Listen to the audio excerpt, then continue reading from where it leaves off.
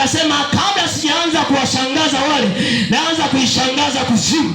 Maana yake kuna nguvu ikaanza kupita chini kwa chini, katikati. Maana yake ya ardhi, kuzimu inatafuta mifupa ya waliokufa. Ikikuta mfupa inaumba, naweka nyama. Yule mtu makaburi anafunguka, anafufuliwa.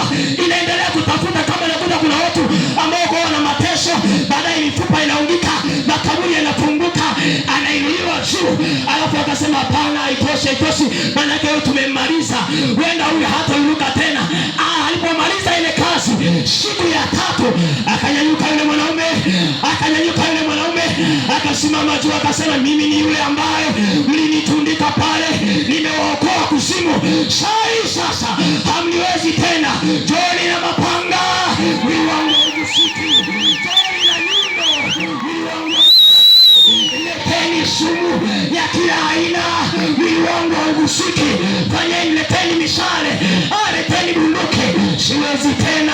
Alipokuja Tomaso na wale wanafunzi wataka kumgusa, akawaambia hapana, sio wa kawaida tena. Mimi sio wa kawaida, sio yule ambaye mlinipiga lahasha.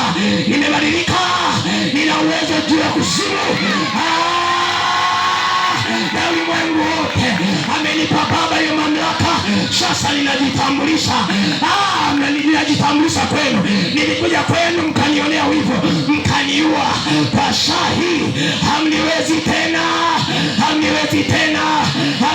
tena. Huyu ni Yesu aliye hai.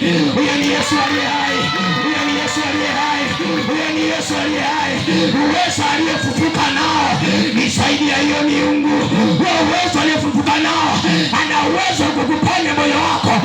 Uwezo aliyefufuka nao hata wakuzungumzie namna gani, ana uwezo kutia moyo na bila kukata tamaa.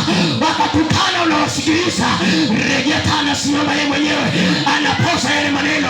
Neema ya Kristo inasimama, au anazungumza wazi, anasema